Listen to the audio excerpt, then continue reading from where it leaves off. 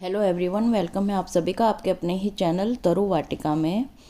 जो ये आपको प्लांट दिखाई दे रहा है स्क्रीन पर, ये रुद्राक्ष का दुर्लभ प्लांट है। बहुत ही रेयर प्लांट है, हर किसी के गार्डन में आपको ये नहीं मिलेगा।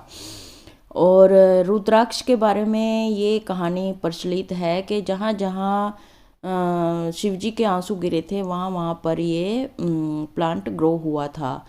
तो ये पॉजिटिविटी के लिए और काफ़ी टाइप से इसकी वैल्यू बहुत मानी जाती है। मेडिसिनल वैल्यू भी इसकी बहुत ज़्यादा है। जैसे कि अगर कोई व्यक्ति इसकी माला को धारण करता है तो वह उसके जो स्ट्रेस है ख़त्म हो जाता है, नेगेटिविटी ख़त्म हो जाती है और बीपी न्यूट्रल रहता है, ना कम होता है ना ज़्यादा होता है। हाँ, रात को इसकी माला पहनकर नहीं सोना चाहिए, क्योंकि रात को सोते हुए बॉडी अशुद्ध हो जाती है, ये बोला जाता है। इसलिए और इसके अलावा जब सूतक लगता है तब भी इसकी माला को धारण नहीं करना चाहिए। जो व्यक्ति कई व्यक्ति होते हैं जो मोतियों की माला जपते हैं, 108 मतलब मोतियों की माला जपते हैं कई, लेकिन अगर उसकी जगह इसकी माला को जपा जाए रुद्राक्ष की, तो वो मेडिटेशन की ऊंचाइयों को वो व्यक्ति छू लेता है। और इस तरह से अगर हम इस प्लांट को अपने गार्डन में लगा लेते हैं तो असली नकली का टेंशन ही ख़त्म हो जाता है।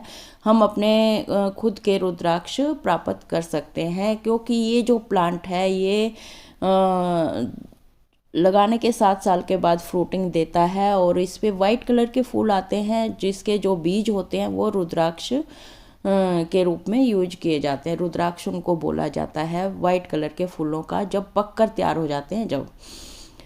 और अब इस प्लांट की केयर कैसे की जाए ताकि हमें अच्छे से वो उस कंडीशन में ये पहुंच जाए प्लांट के हमें फ्रूटिंग और फ्लावरिंग मिले, उसकी केयर के बारे में आपको थोड़ा सा डिस्कस कर देती हूँ और फिर बाद में इसकी और वैल्यू आपसे डिस्कस करूँगी, इसलिए वीडियो के एंड तक बने रहिएगा।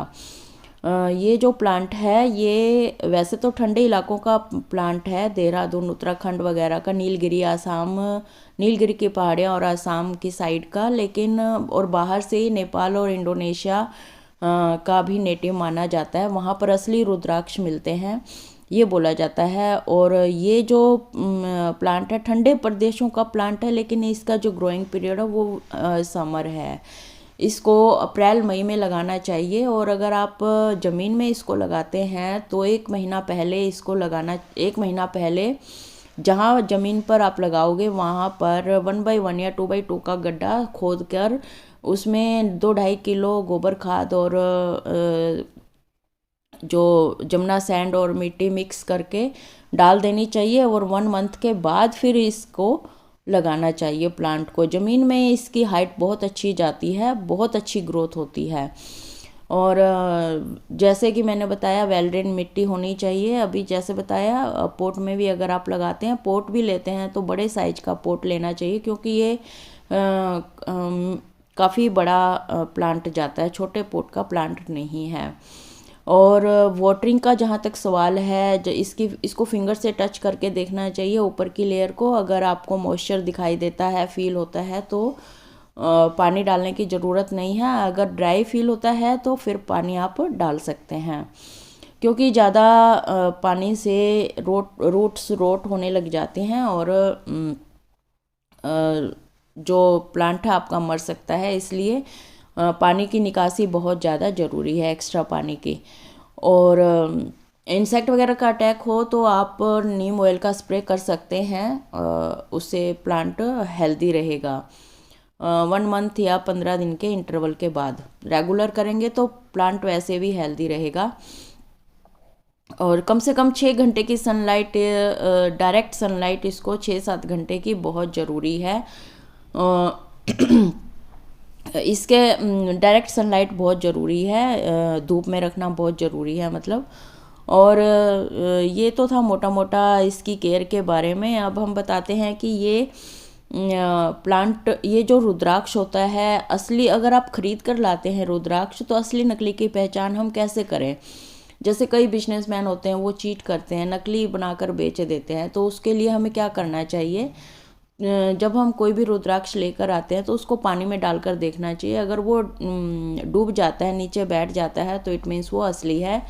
और या फिर किसी नुकीली चीज़ से कुरेद कर देखना चाहिए। अगर उसमें रेशे निकलते हैं तो वो असली रुद्राक्ष है।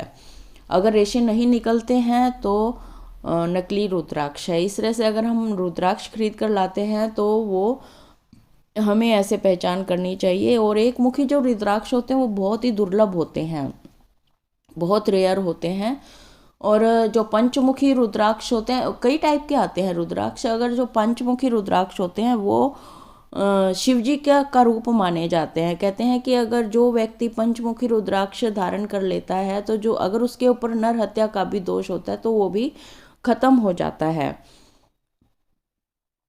और मतलब इसकी बहुत ज़्यादा वैल्यू है। अगर हम इसको धारण करते हैं तो हमें काफ़ी बातों का ध्यान भी रखना पड़ता है। जैसे मैंने स्टार्टिंग में बताया, सूतक होता है या पातक होता है, तो हमें ये माला धारण नहीं करनी चाहिए। अगर जैसे हम रात को सोते हैं तो बॉडी अशुद्ध होती है, तो भी इसको माला को उतार कर सोना चाहिए। इस तरह से कई कंडीशन होती हैं जब हमें ये माला को धारण नहीं करना चाहिए, अशुद्ध हो जाती है। और इसके बारे में बहुत सारी बातें हैं। अगर हम पूरी वीडियो भी बनाएंगे आधे घंटे की तो भी इसके बारे में जो डिटेल है वो मैं आपको नहीं बता पाऊँगी। और मोटा मोटी मैंने आपको सारा कुछ इसके बारे में बता दिया है। आई होप आपको अच्छी लगी होगी वीडियो। अच्छी लगी है तो लाइक, शेयर और सब्सक्राइब करिएगा। जो फर्स्ट टाइम विजिट कर रहे हैं वो सब्सक्राइब करना ना भूलें। नेक्स्ट वीडियो में नए अपडेट के साथ फिर मिलते हैं। तब तक के लिए गुड बाय, टेक केयर।